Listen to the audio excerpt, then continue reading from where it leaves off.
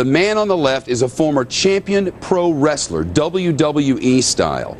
There are a lot of accusations and allegations about what's happened with him in domestic violence in his life. But today's accusation is this: that he shot his wife. That he shot his wife.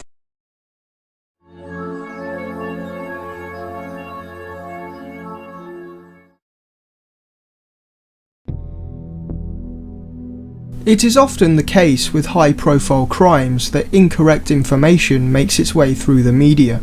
Reporters get things wrong, investigators make early mistakes, speculation gets out of control, and people simply make things up. The Benoit family tragedy is no different. On this episode of the Chris Benoit Files, we explore 4 myths about the case that have no basis in reality.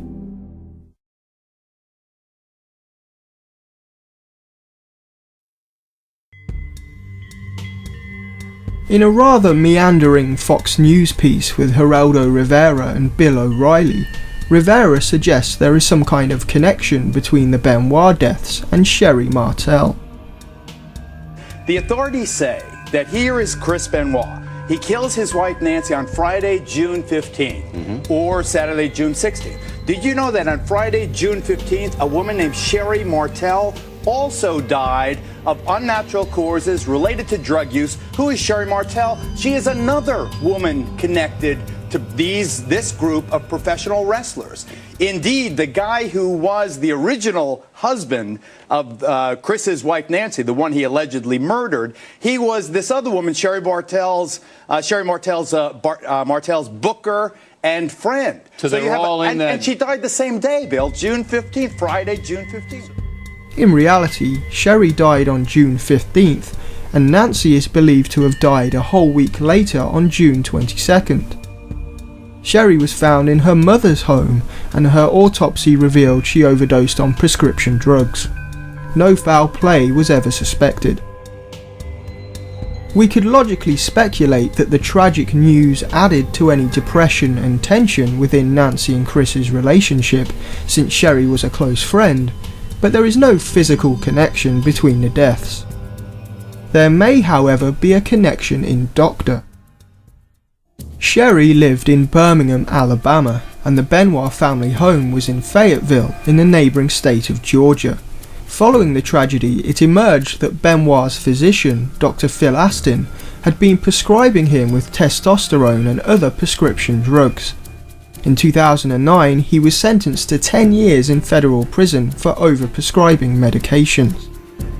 It was noted that 3 of his patients died with his drugs in their system. These were Chris Benoit, ECW wrestler Johnny Grunge, whose use of painkillers clashed with his sleep apnea, causing his death in 2006, and a third undisclosed name. Dave Meltzer of the Wrestling Observer believed this to be Sherri Martel. While this sheds light on wrestling's drug issue at the time, it's not the juicy conspiracy some have suggested.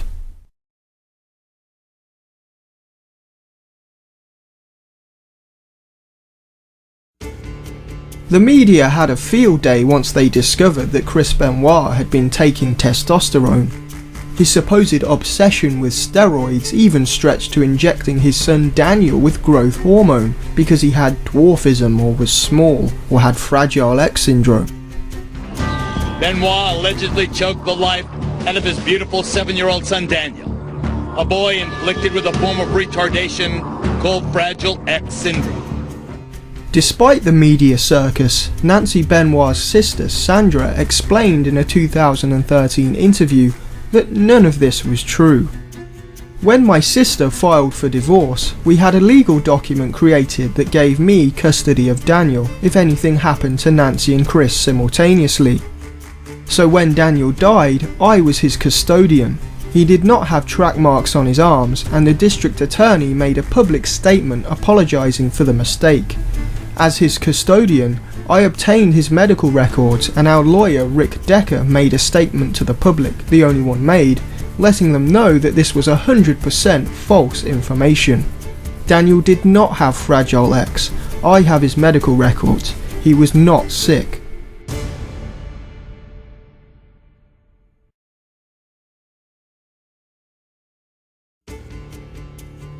One report that did the media round suggested that Chris Benoit actually murdered his son with his wrestling finishing move, the crippler crossface. The UK Sun said, there was bruising consistent with the crippler crossface on one arm and Daniel's face. There were no bruises on his neck. Due to the boy's size, police do not think the hold was applied exactly. A chokehold was used to strangle the boy rather than hands because there's no bruising consistent with strangulation by hands. This report is a complete mess. First they say he used the crossface, but then he didn't because Daniel was too small. So he didn't use the crossface because it's not possible. And to suggest that he was trying to but had to modify it is just speculation. He either did or didn't use it. How do you know what he was thinking? It then says, a chokehold was used to strangle the boy rather than hands because there's no bruising consistent with strangulation by hands. What did he use, his feet? How do you use a chokehold without your hands and without harming the neck? The only facts in the report are that there was bruising to Daniel's face and arm. I would suggest that it was more likely that he was smothered, i.e. Benoit put his hands over his mouth and nose and held him down, as most other reports indicate.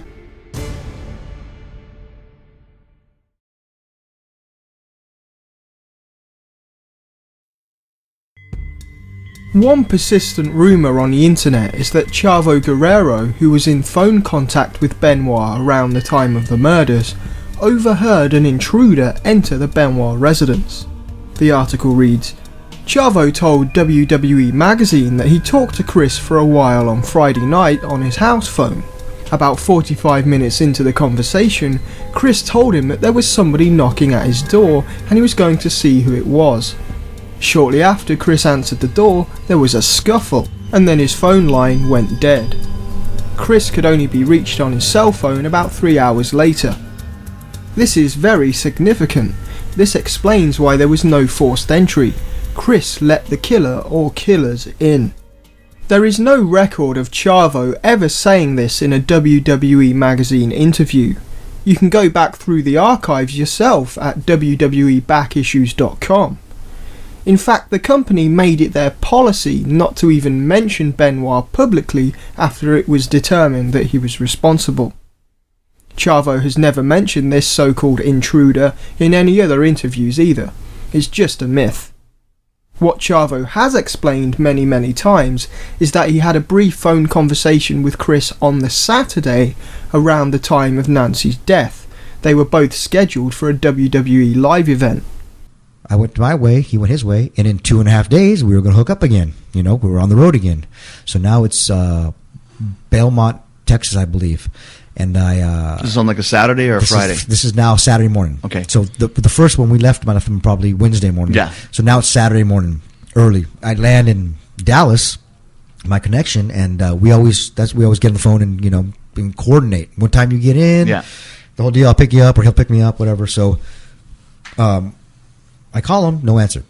Then all of a sudden I get a call from him. And he's like, oh, call right back. Hey, Chavo, hey, what's up, man? He sounds just off. I'm like, man, you okay? He's like, yeah, I'm cool, man. Just really bad.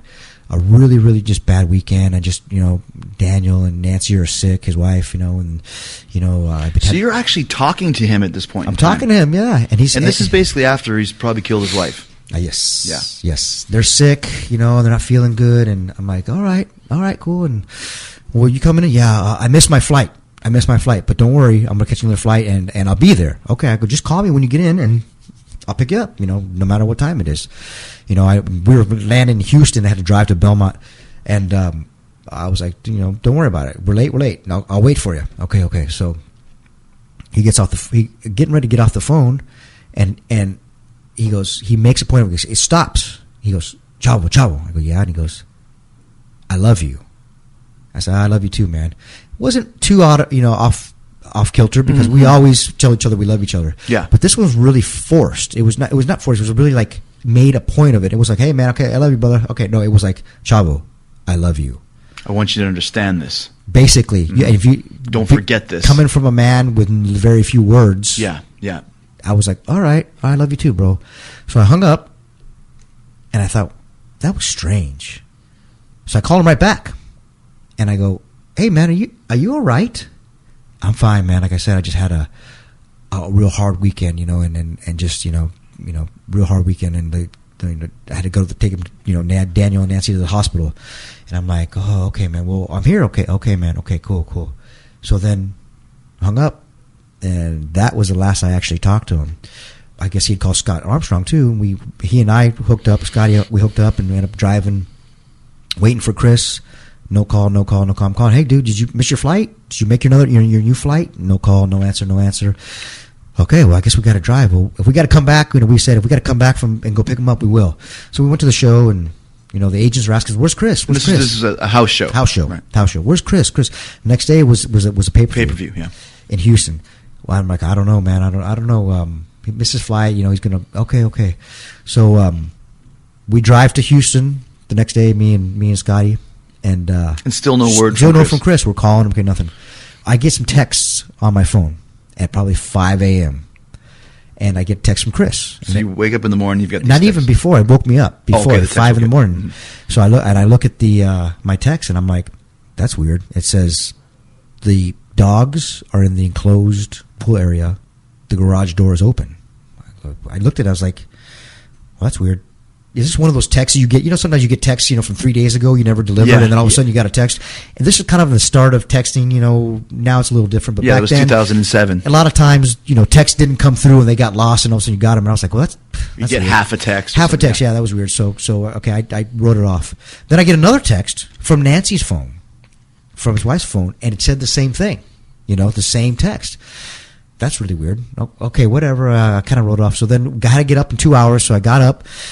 I look at, I go downstairs to meet Scotty Armstrong, and I look at him. I go, "Did you get anything weird last night happen?" And he goes, "Yeah, I got some weird text from Chris." I said, "Me too. Did it say this?" He goes, "Yeah." So we call Chris. No answer. That's weird. So we go to the pay-per-view. Chris isn't showing up.